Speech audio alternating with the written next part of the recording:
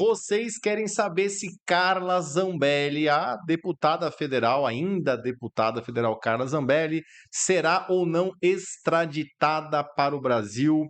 Puxa sua cadeira, vem que nesse vídeo eu vou te explicar, tintim por tintim, de forma jurídica, mas sem termos jurídicos, o que deve acontecer com Carla Zambelli. Vale você recordar que Carla Zambelli foi condenada pelo STF a 10 anos e alguma coisa de prisão, com início em regime fechado, e antes da condenação definitiva, ela voou para os Estados Unidos, de lá está agora na Itália.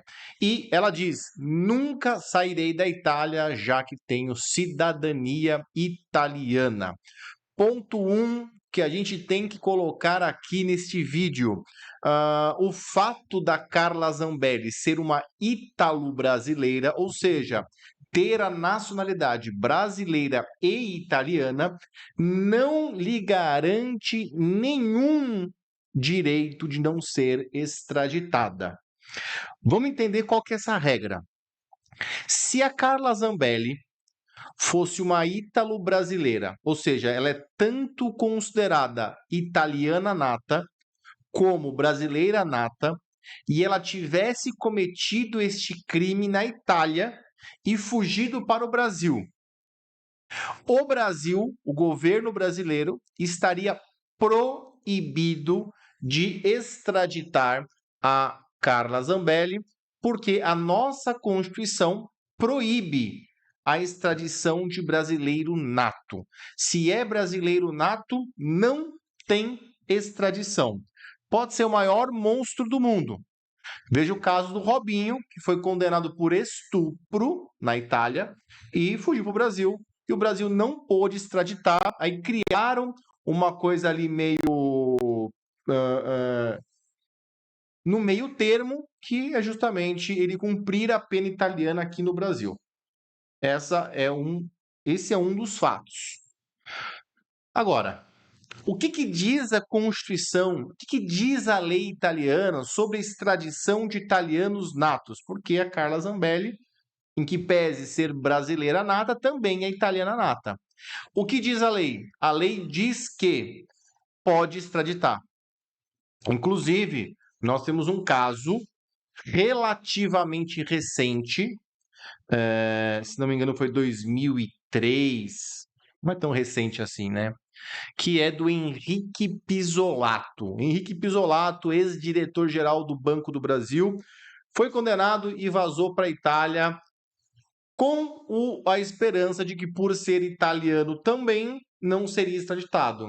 E adivinhe, a Itália extraditou ele para o Brasil. Houve uma discussão na época? Houve, mas nem se baseou na questão da nacionalidade. Por quê? Para o governo italiano, aliás, os países europeus no geral, eles não ligam para isso.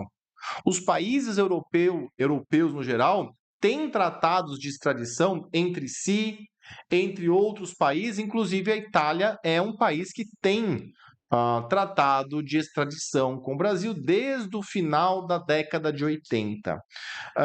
Paiva, o fato da primeira-ministra italiana ser de extrema direita pode ser um complicador nesse caso?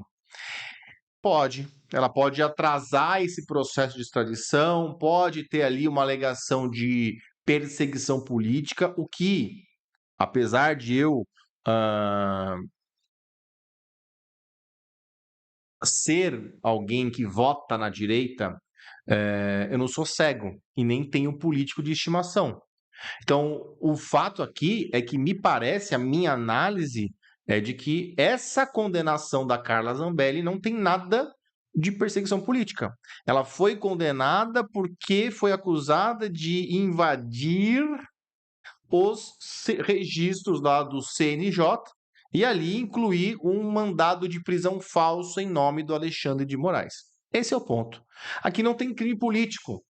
Não é em decorrência daqueles atos do dia 8 de janeiro, porque sim, nós temos visto muita perseguição política pelo próprio STF. Isso, para mim, é líquido, é transparente. Mas a gente não pode ser cego. Nesse caso em particular, tem até um vídeo meu onde eu falo no começo: olha, isso aqui, perseguição política. Eu fui ver o processo e vi que tinha uma grande bobagem. Não tem essa. Não existe perseguição política nesse processo. Pode ser que em outros processos tenha. Nesse processo não tem. E aí, qual que é a consequência disso? Nós temos, então, a senhora Carla Zambelli condenada.